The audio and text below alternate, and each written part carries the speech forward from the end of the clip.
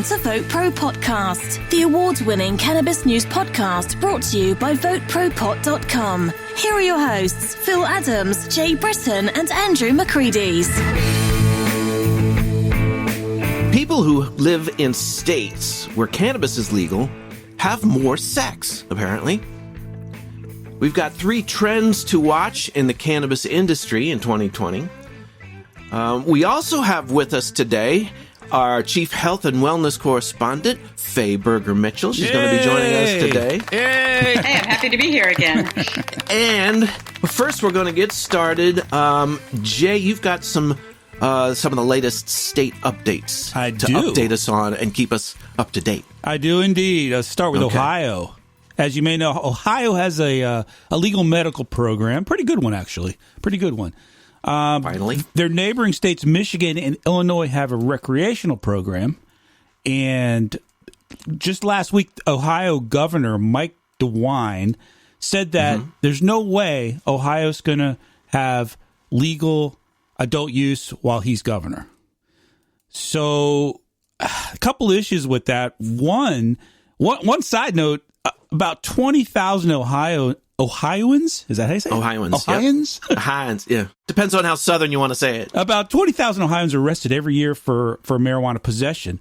And that number's rising because so many people are going across state lines to Illinois and Michigan to buy their weed.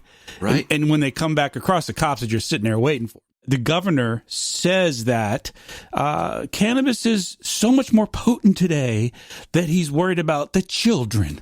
The children. We heard that one before. Here we go again. Throw it at the children.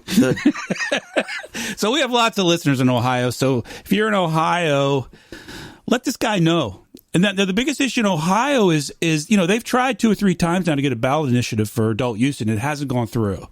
So it's not just the governor. They failed the first time they tried to pass a medical. That's it right. failed in Ohio, too, because it was such lousy legislation. It was shitty legislation. That even the people that were for legalization voted against it. It was right. that bad. And the implementation has been like 2 years. Oh, my God. Drawn out. I mean, maybe longer than that. It's been a long time between the legislation and the actual implementation of it. It's taken it took forever. 3 years in Maryland. Right. Well, the two major organizations that were pro-adult use in Ohio, one of them has closed their doors because they said it's just so expensive. If people just aren't behind it in Ohio, believe it or not, even their polling in Ohio, they're barely at 50%. They're like at 48 to 50% for adult use. So there it is. I guess they're just not ready for it. So that's my Ohio story. And I've also got a Washington state story. Washington is way ahead of the curve, I would say. Wouldn't you guys? I mean, in terms of legalization, of course. As far as this really topic is concerned, Well, we've done some stories in the past, specifically one I recall probably a year ago in Colorado.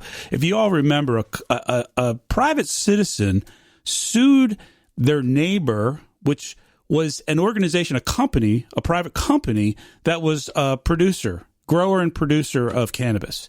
They sued them because of the smell.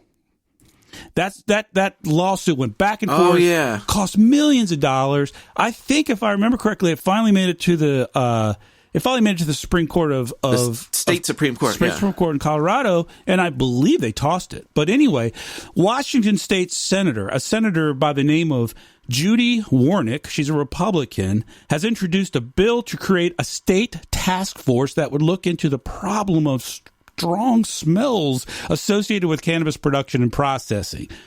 State Bill 608. I can't even. I know, right? State Bill 6089 would create a 7-member task force with representatives from various state agencies, county and city association members, and a representative from the adult use cannabis industry. So they have until the end of this year, 2020, December 31st, to provide a report to the legislature and the governor, or how they're going to mitigate smells for businesses. So, your tax dollars at work, right? Well, unbelievable. That's what I thought at first, Phil. But the reality is, I think they're just getting ahead of they're trying to avoid these lawsuits. They're trying to get ahead of it and show that. Well, see, that just speaks to the heart of the problem. Is this unbelievable litigation, the litigiousness, you shouldn't have to decide public policy based on what a bunch of fucking trial lawyers are going to do to you. You know, well, that's the American way, man. But it shouldn't be, and it's been the American way for far too long. You're preaching to the choir, brother. But it is what it is. This is kind of funny because whenever I walk into my job at the dispensary, I like do a double take. I'm like, oh my God, it smells like weed in here. Like, oh my gosh, like I have this moment of panic because we're all used to having this moment of panic. I mean, I think everyone in our age group does that still to this day. You know? But I can say I don't smell anything outside of our dispensary. Now, we're not a grower, although a guy walked in the other day and he goes, man, it was just yesterday. He goes, man, I think I get a contact high every time I walk in here. He says, I hadn't smoked in 30 years, but I think I get a contact high. Well, I'll tell you, if there was a major processor next to me, I think I would be in seventh heaven, waking up every day and smelling. Me too. I love the smell of it. What about the people who live next to like a paper mill? I mean, talk about offensive. Dude, you know how many lawsuits have been filed? It's all the time. I mean, well, here's the difference, I think, from some reading I did. Usually, and we know this where we live, you drive down to Richmond through Hopewell, and geez, it smells like death. God, the capital of the world. But understand, there's a zone, there's zoning down there where there aren't any houses right there. There's just 95 running through it, you know. But anyway, there have been lawsuits in California, Massachusetts, and Oregon, and we talked about Colorado already regarding this matter. So that's why Washington State's jumping out ahead of it. Hey, kudos to them. Well, you know, when I was a kid, our neighborhood was adjacent to a big cabbage farm. And I'm going to tell you something, in the late summer, that stuff started to stink. Is that right? I mean, it stunk up the whole neighborhood. And you know, you just dealt with it. Well, where I live now, I go to a landfill a couple times a year to drop stuff off. And you drive through this neighborhood with these $1 million McMansions. And literally, you know, a block through there, you go through a gate and it smells like shit. I mean, how do these people live there? With the new cannabis industry, we're starting to see more trends and more things happening every year. More things happening every year. And here are three things you're going to look forward to in 2020 in the cannabis industry. You're going to see a stronger emphasis on quality and accountability. You know, for years, the cannabis brand was sort of like a tie-dye, you know, just some flowers thrown in a Ziploc.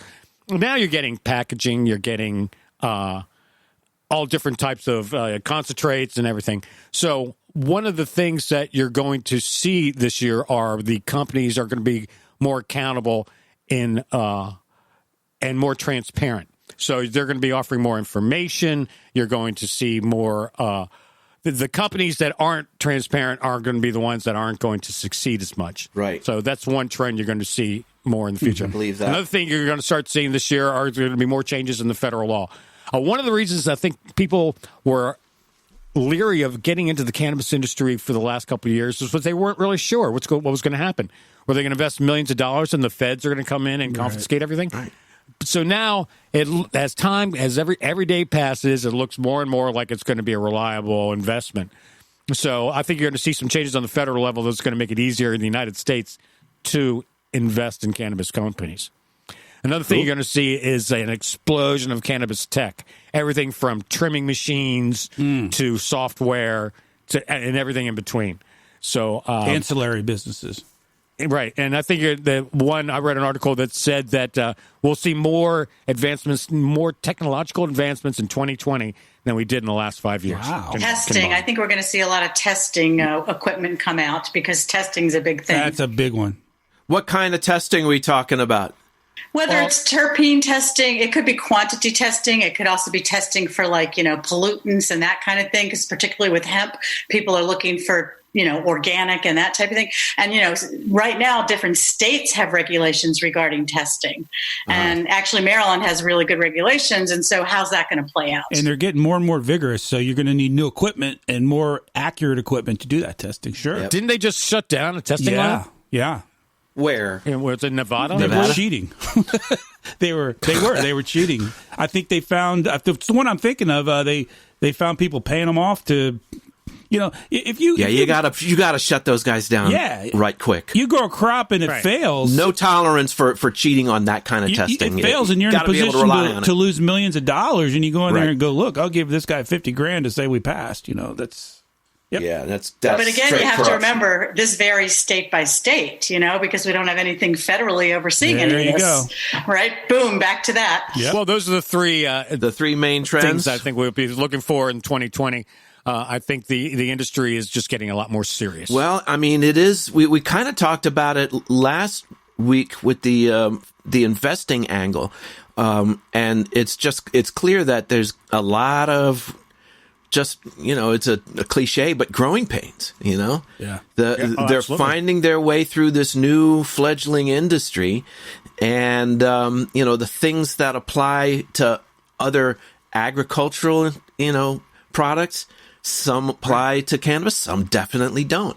It's much more difficult, you know? You know, I was thinking of all these cannabis companies that, you know, what are the most popular? Are there any, like, name brands, you know, that everybody knows in the cannabis industry? And the only thing I can think of is High Times. High Times is the only thing that everyone High Times. I know exactly what that is. I know that brand. That's right. And they're going out of business. And High Times is on the skids. Yeah, they're going out of business. Well, no, actually, I got news on. I read an article about this. Oh, we've got an update on the High Times. Yeah, no, the CEO retired, and they got a new CEO to take over. Her name is Stormy Simon. Stormy Simon. Ooh, great name. And she started with Overstock.com when she was like one of the first employees there. And she ended up, you know, helping the marketing go from $20 million a year to $2 billion a year. And all right.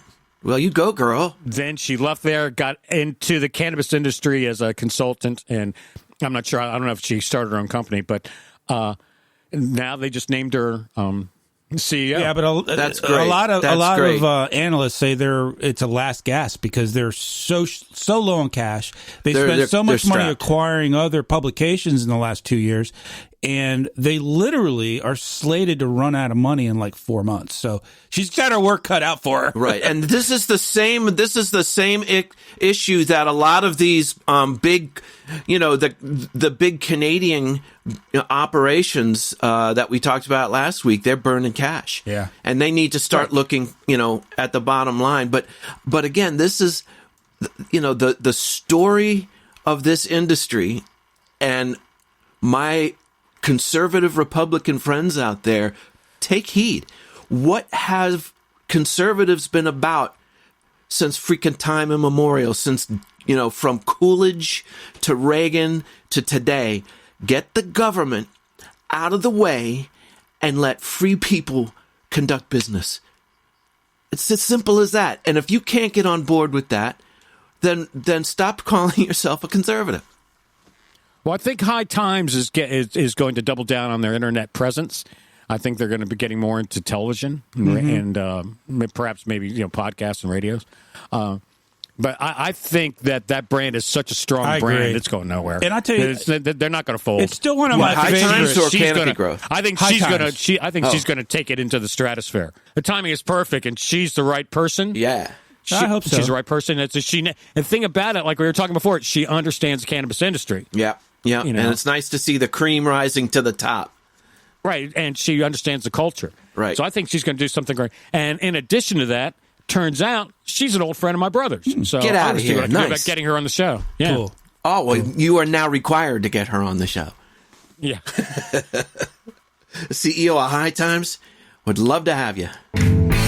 Thank you for joining us for Vote Pro Podcast. If you enjoy the show, we'd love to hear from you. Send us your thoughts at VoteProPot.com/contact or send us an email at podcast@VoteProPot.com, and please give us a 5-star rating on Apple Podcasts. If you'd like to be part of the show, call our message line at 240-257-2441. Tell your friends about us and be sure to like, follow and share us on social media. Just go to Facebook, Instagram, LinkedIn and Twitter and do a search for Vote Pro Pot. Now, back to the boys. Speaking of High Times, I've got a story here. And we talk about High Times. I love their writers. I think there's the most creative writers in my opinion, of most of the websites, and there's some great cannabis-based websites and publications, but High Times, in my opinion, has some of the most entertaining writers. So anyway, I have a story here by Caitlin Donahue, excuse me. And there's a study out, and they found recently, this is a study by the University of Connecticut and the Georgia State University combined, and they found that in states where medical marijuana was legalized, the rate of sexual activity has gone up. No kidding. Okay. And, right. Are you saying marijuana is an aphrodisiac? Well, some say it is. No, you can't make that connection.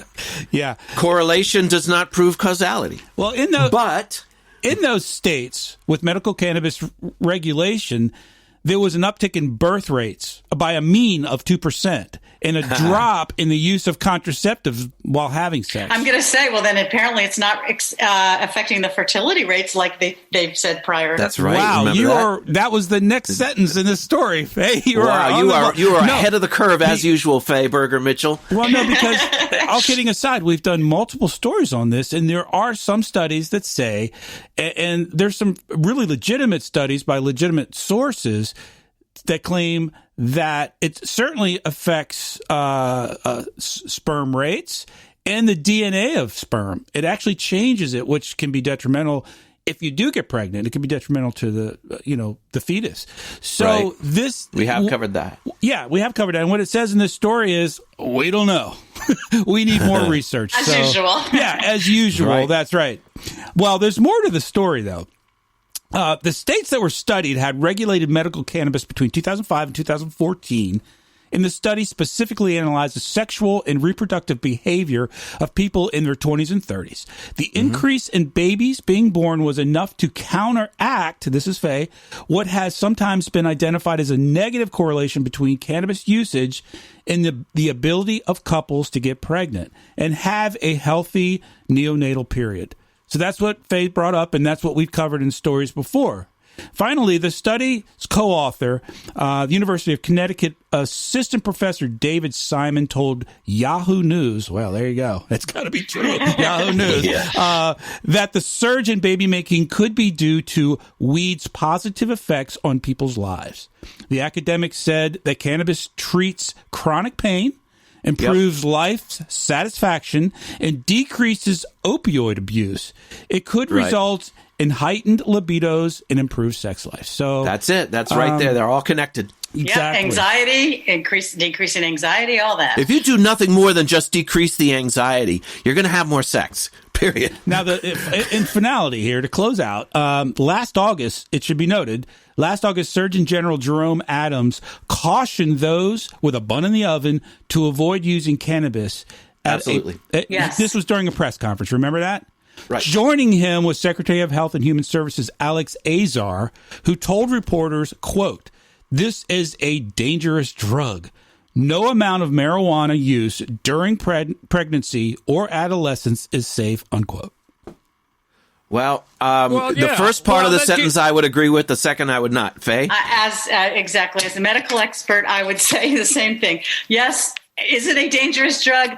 Not in every single case. Are there cases where it could be dangerous? We do not know. I would never suggest anybody who is pregnant, put any kind of foreign substance into their body unless they are really under medical supervision, because we just don't know. Exactly. Very well said. And for that matter, minors. I don't think. Oh yeah, minors for sure.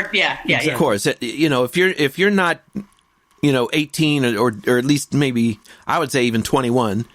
Which they are raising the rate in some places. Well, I mean, the research is that, and back me up on this, Faye, because you know more about it than I do, that the brain really isn't fully formed until about 2021. 25. 26. 25, 26. Oh, really? 26. That's right. Well, see, there it is. The cerebral cortex, the front part of the brain, which is involved with judgment and reasoning and all of that, is not fully developed till about 25 or 26. And in males, sometimes it will even longer. Sometimes it's 65. Look at me. Exactly. There you go. Well, that gives me something to look forward to. Yeah. You're a growing boy, Andrew. Tobacco, alcohol, marijuana, illegal drugs and legal drugs are all detrimental on the developing mind and body. Caffeine. So kids exactly. that are still growing should stay away from everything. Absolutely. Everything. Yep. Right. Well, Faye, our Chief Health and Wellness correspondent, I'll spit it out eventually. You've got some administrative, organizational updates to help us with.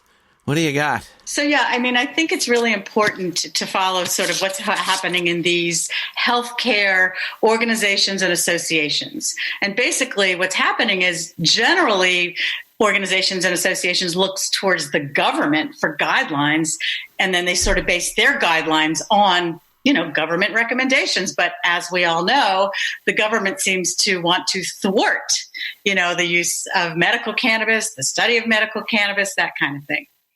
There are just 3 different healthcare associations that I've just noticed are coming out. For example, the AARP, or the, American Association of Retired Persons, which, ooh, baby, I'm eligible there. Me too. So this fall was really big because they came out with a bulletin, and it actually the front page of their, monthly magazine, basically, it says special report on marijuana and your health. And it talks about inside what's legal, what's the crime, what's CBD. It's an entire front page. I couldn't believe talking about. I know. Can when you it came believe in it? the mail, I was like, "What the hell?" Did you ever think? Wow. We got legal we became AARP eligible just in time for cannabis to coincide. So we're in good place. So basically, it's a very thorough report, and it gives 2 parts. Part 1 is just the basics, of cannabis, and it's one of the most thorough coverages where people can understand that I've really seen, which is great. It just talks about CBD and THC and ways that you take in the medication and that kind of thing. And then part 2 is all about the research. And of course, each little segment will talk about the research. For example, they'll talk about cannabis and cancer, and they'll give some of the research, but then they'll say bottom line, which is a really good way to report. So for example, when they talk about insomnia and it could be helpful in insomnia, then it says the bottom line, it seems to be helpful. So it sort of gives you this bottom line takeaway. And I really like that for people because it can get it can get a little bit confusing. Sure. We discussed that article a couple months ago. You did, yeah. And as I remember, that was really one of the most important, news stories about cannabis put out there because of the source. I agree, because Andrew. they're so credible, and also the seniors are the fastest growing market. Yeah, and they're using it for medicinal purposes. They're using it to feel better. They're not using it for fun. Well, I think it was huge because it adds so much credibility to the subject. Absolutely, a publication and an organization that's aimed at senior citizens is justifying what we're here to talk about, which we're constantly being berated by politicians. That's terrible for us. And here the AARP comes out and says, "Here's what you need to know, old farts." I think that's amazing.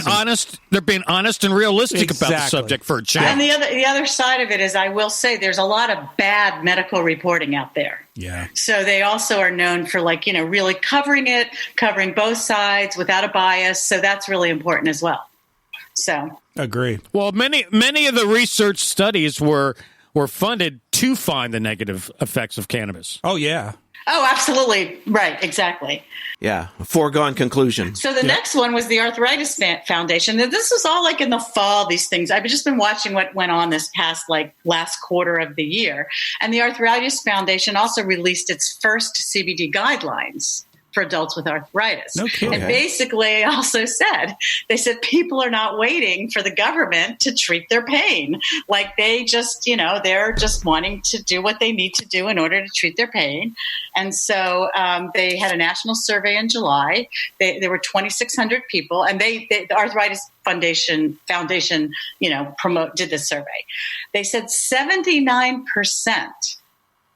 of their surveys, of their 2,600, are currently using CBD, have used it in the past, or are considering it as an alternative therapy. That's a lot. That's a the big chunk. CBD is in everybody's, the forefront of people's mind, particularly people with medical issues. Wow. So, what they said is, that CBD may help with arthritis-related symptoms, but we do need more research. And again, it goes back to the fact that the government, there are no safety issues in moderate doses. However, this is one thing that's important, and I'm going to delve into a little bit more. There can be potential drug interactions. So, those have been identified.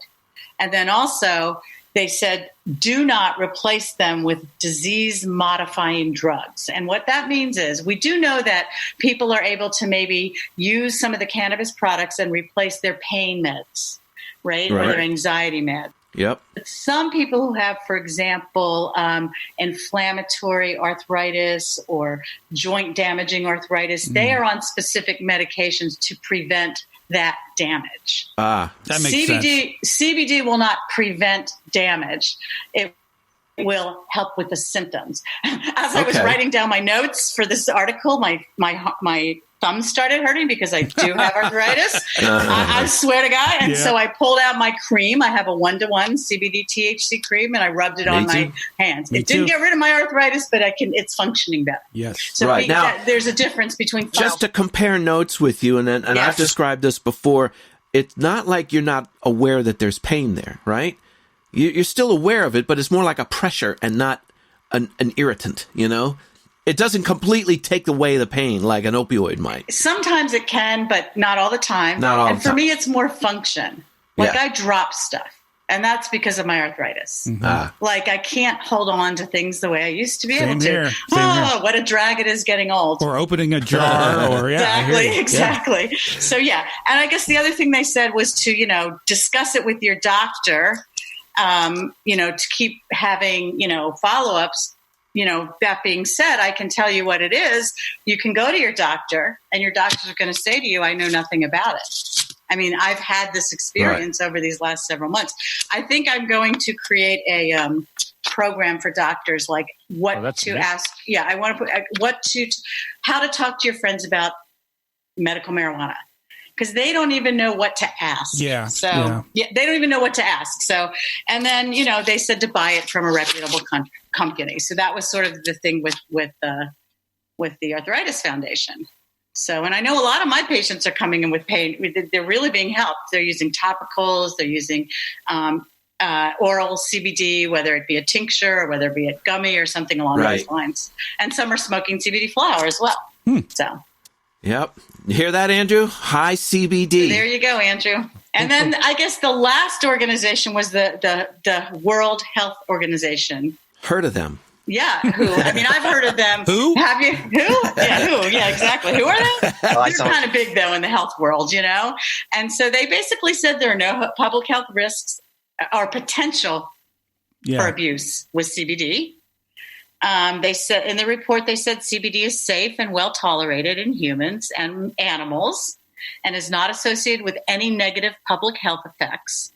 And they said not associated with abuse potential. They said that it's been demonstrated as an effective treatment for epilepsy, which we do know that. We know that for sure.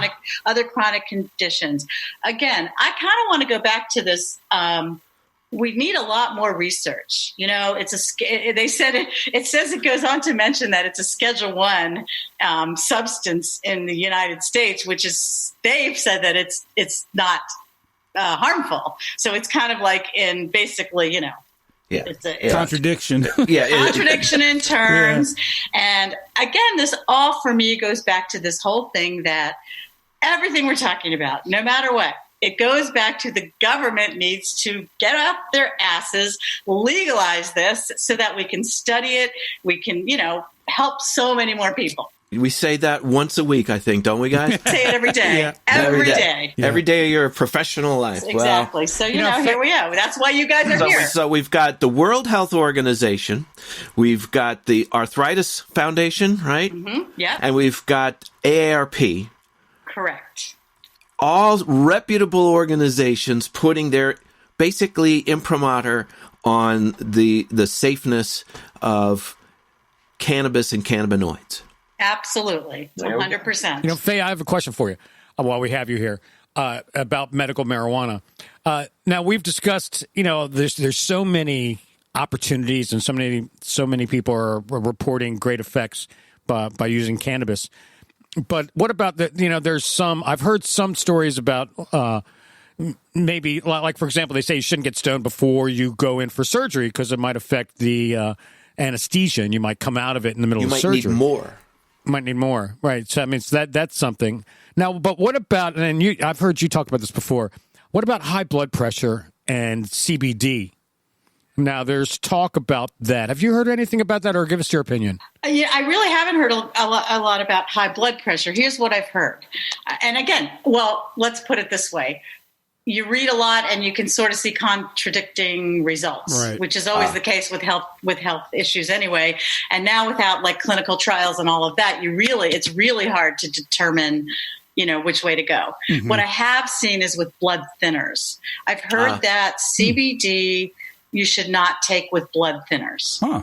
Because that's where I need to find out. Okay. Is it interfering with the metabolic pathway? Is it actually thinning the blood? I've read that there's something called warfarin, which is one of the earliest blood thinners that we know about. Right. It has been stated in several sources where I've seen it. I'm sorry, I can't tell you where I found them. Do not take CBD with warfarin. All right, good to know. And I'm curious about this, and actually I really want to find a pharmacist or somebody who can really figure out a little bit more about this. I fell not so long ago, a while back, and I had some bleeding, and 2 people said to me, "Are you taking blood thinners?" Huh. And that started my mind racing, like the only